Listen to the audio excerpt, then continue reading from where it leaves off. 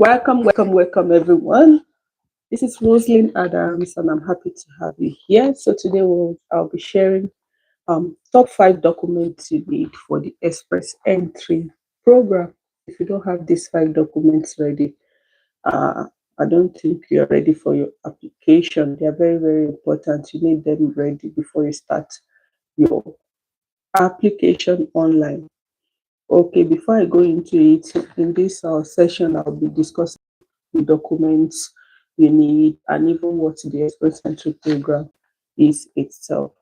And if you have been following me on this channel, you know I recently migrated to Canada as a permanent resident via the Express Entry program. Okay, so I'll be sharing solely based on my experience. And this is more like a disclaimer. I'm not an immigration consultant, lawyer, advisor, or anything. I only share, information based on my prior experience to help those who are also in that shoe or those who are vying to also immigrate to Canada. So always do your due diligence. Okay. So what is even the Express Entry program itself? The Express Entry program is an online system, used to manage application by from skilled workers who are vying, who are looking at getting to Canada as permanent residents. So for every skilled worker, you know, looking at migrating to Canada as a permanent resident, you have to go through the Express Entry program, and it's an online system managed by IRCC, that is the body in charge of the Canadian immigration. So for you to even start, it's a point-based system. And for you to even start the application itself, you're going to be entering what we call the pool. You have to first and foremost calculate your CRS score. The CRS score is to help you to know if you stand a chance in the pool. Calculating, assessing yourself based on your age, your educational background, your work experience, a lot of things like that. So having known that, okay, you stand the chance after calculating your CRS score, the next thing to get ready is your document. And these 5 documents are very, very essential for you, to get. And the first one on the list for me will be your language test result. Yeah, you need a language test result. Even if you speak English, even if you are an English speaking country, you need to prove, that you understand and speak that language. One of the examination body, the test body approved by IRCC is IELTS, that is the International English Language, testing system. And if you're looking at the Express Entry program, you'll be taking the IELTS General and CELPIP, that is the Canadian English Language Proficiency. I think I've forgotten the full meaning. It's also acceptable. It's CELPIP. CELPIP is acceptable. IELTS is acceptable if you speak English. So you have to take any of these tests to prove your level of proficiency, to prove your level of proficiency in English. And if you also speak French, you have to take either TCA or TEF Canada to also prove your level of proficiency in French. So you need a language, a test, a language test. You need to provide a result from your language proficiency test, such as IELTS, CELPIP, and then TCF and TEF for those who speak French.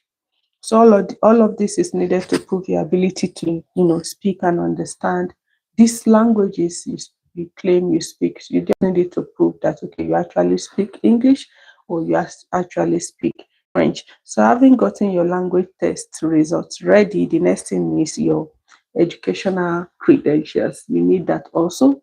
They need all these educational credentials in order to check if it's equivalent to what is obtainable here in Canada. So the body most people use, one of the recognized body is WES, that is the World Educational System, the World Educational Service, sorry. So you need to take where you assess your highest certification. It could be your degree, it could be your PhD, just like I said, it's a point-based system. So you'll be needing either ways. You need to assess your documents with, you know, to be able to show that it's up to equivalent of what is obtainable here in Canada. So the first thing, like I said, is your language test. You have to take either IELTS, CELP, and then for French, if you're proficient in French, you have to take TCF or TEF Canada. So you can welcome to my live. You can leave your questions, and I'll try as much as possible to respond to them. And if you've been following me, I recently migrated to Canada via the Express Entry route. So I share information based on my experience on this channel. So today we're talking about top 5 documents you need to apply for the Express Entry program. It's a point-based system. The Express Entry program is like an online system used in managing application for skilled workers who are looking at migrating to Canada via the Express Entry program. So it's managed online. So you enter into something we call the pool via your application. So when you make your application, then you'll be waiting to be invited to apply. So you need to get all of these documents ready for your application. And the first one is your language test results, whether from IELTS or CELP, to prove your level of proficiency in English. And if it's French, you need to take either TCF Canada or TEF Canada for French language proficiency. And the next one is your educational credential assessment. You'll be needing to assess your credentials with WES, that is the World Education Service. And this is needed, if you have received your education outside of Canada, to demonstrate, the report will be demonstrating that your foreign education is equivalent to a Canadian credential. If you have questions, feel free to drop them here.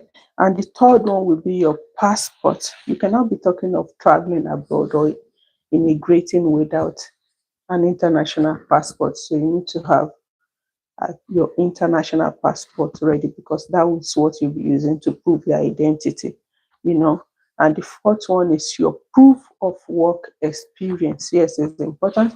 After getting your language test results ready, which may be IELTS or CELP, or TCF or TEF Canada, and then you've evaluated your certification with WES, that is the World Educational Service, and then the third one, you have your passport ready, because you cannot be talking of traveling abroad or anything without a valid means of identification, which is your passport. And the fourth one will be your proof of work experience, which is your reference letter. It's going to be stating where you worked. Most times it's typed on a letterhead from a recognized place of work where you've worked.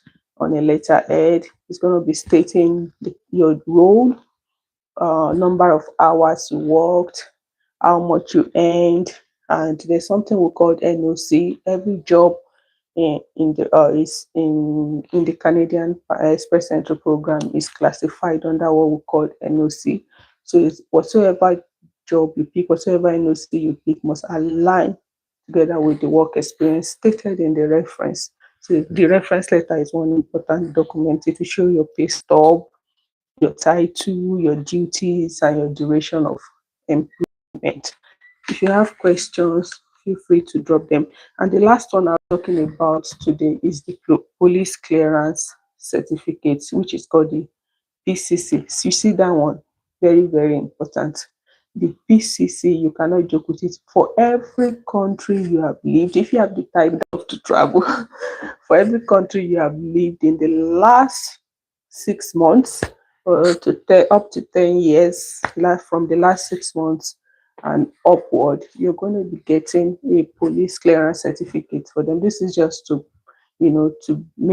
be sure to clarify yourself that you're not wanted somewhere, you have not been involved in any criminal offense, or you're just, you are admissible into Canada. You need a police clearance check. So all of these documents I've mentioned are what you'll be needing for your application for permanent residency via the Express Entry program. So if you have questions, feel free to drop them in the comment section. If you have questions, drop them for me. I'm here now. I think I have like 2 minutes. Have we got questions? Anybody home? So those are basically the documents you need. Hello.